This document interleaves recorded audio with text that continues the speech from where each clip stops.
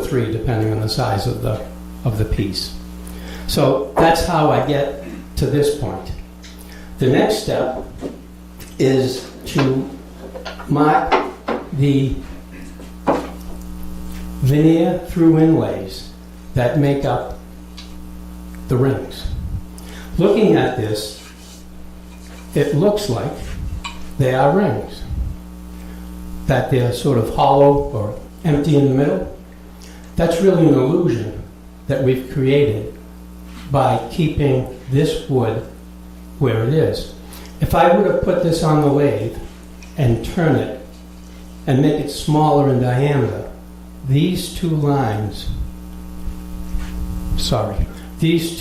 here would close up. They would come together. If you position these cuts too far out to the edge, you don't have any space here. And you don't have the interlocking feature. Let me show you.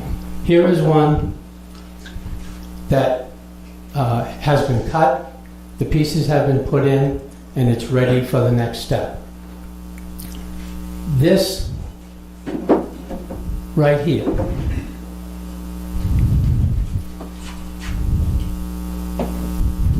excuse me. This right here is this. Right here.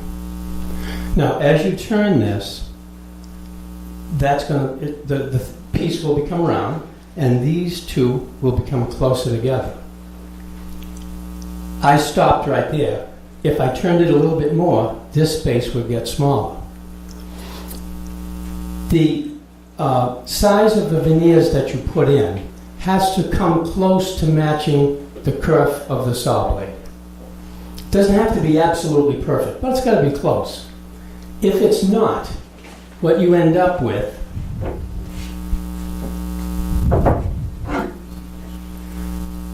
is a seam or a joint. See how this joint is right in the middle of those two pieces? They're all right exactly in the middle. Now look at this one.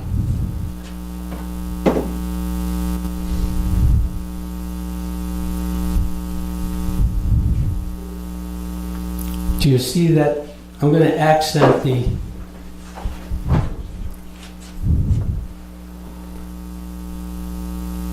there's the glue joint there.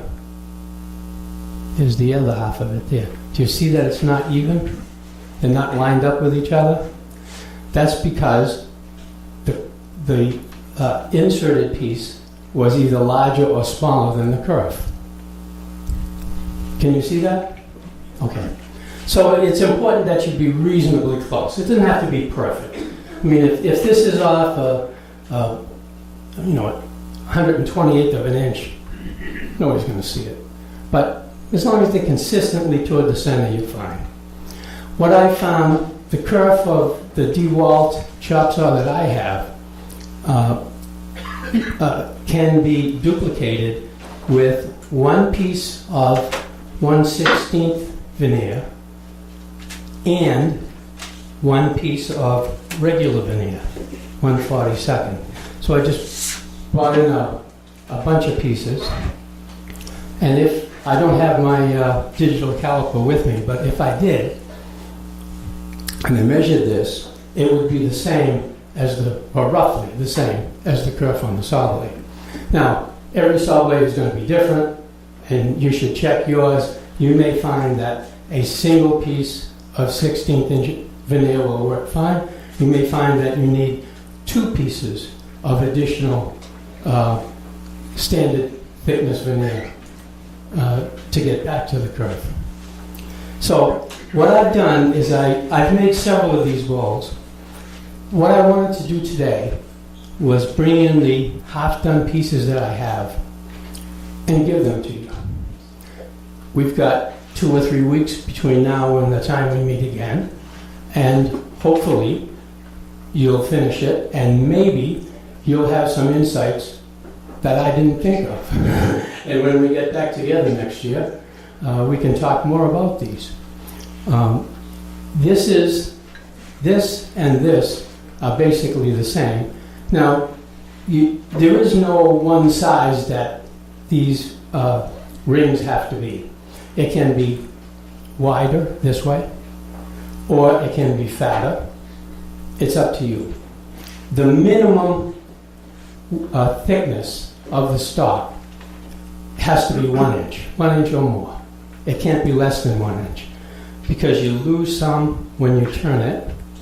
You lose some on the inside and the outside, and there just isn't enough meat there to support the ring. Yeah. Peter, what point would you put the veneer in? What stage? Okay, this is ready now to be put on the saw and cut, and the veneer inserted. Inserting the veneer, there's two ways that you can do this. One is, what I had done on this bowl is I numbered each wedge. I'm going to do that for you right now. 1, 2, 3, 4, 5, 6, 7, 8. I'm also going to number the inside, because we're going to be cutting these apart. And when you cut it, you have to put it back where it came from. 5, 6, 7, 8. One of the things I found, having made several of these, it helps a lot if you make just a straight line across. It doesn't have to be in the middle, just has to be a straight line like that. It makes it a whole lot easier to line everything back up again. Sometimes you're straining to see the glue joint, and you try, because that's what you use as a guide if you don't have that line. You use the glue joint as a guide to realign it. And sometimes, you get sawdust on your glasses and you've been working and you just can't see it. So I sometimes make different colors, and that helps me to put them back where they belong. So now there's a question about what sequence do you follow when cutting these. What I found, there's two different ways to do this. One way is the fast way, which is the way I've been doing it. But I did one the slow way. Here's the fast way, here's the slow way. If you cut wedges 1, 3, 5, and 7, all at the same time, you can glue them all together, all at the same time. And then you have one 45-minute period for drying. So let's say I cut these at 10 o'clock in the morning. By 11:30, they're dry and ready to go. I can then cut 2, 4, 6, and 8. If you do them sequentially, you cut one, you glue the veneer in, you clamp it up, you wait an hour. You take the clamps off, you clean it up a little, you rotate it, you cut it again, and as the day goes by, you spend the whole day cutting and waiting. So I found the even odd way much faster. Some people might say, well, geez, this ring is connecting both of these two rings, which it is. I'm going to put this up here. Nobody seemed to care. Didn't make any difference. So I thought, well, why waste the whole day cutting one at a time when I can cut 4? And I use C-clamps and spring clamps to hold these together, and small bar clamps. So as long as you're clamping and putting the handles out this way, you can move this around and nothing bothers anything. If you put the clamps that way, now you interfere with this one. You can't work on this one. So just what I found is I clamped number 1, number 3, number 5, and number 7 at the top, then turned it all over and clamped the bottoms. So it worked, and the glue is sitting there for a little bit, but you get good at this, and in a few minutes you can have the whole thing clamped up. Okay. So I have 1, 2, 3. Okay, one other thing I wanted to go over. This is this piece here. Here is the line. I'm going to move over this way.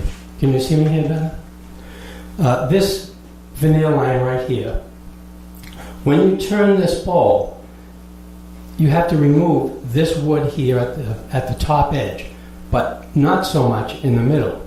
It's very important that you maintain a bulbous shape, a bulbous profile on the outside of this bowl. If you do not, if you just turn it straight down,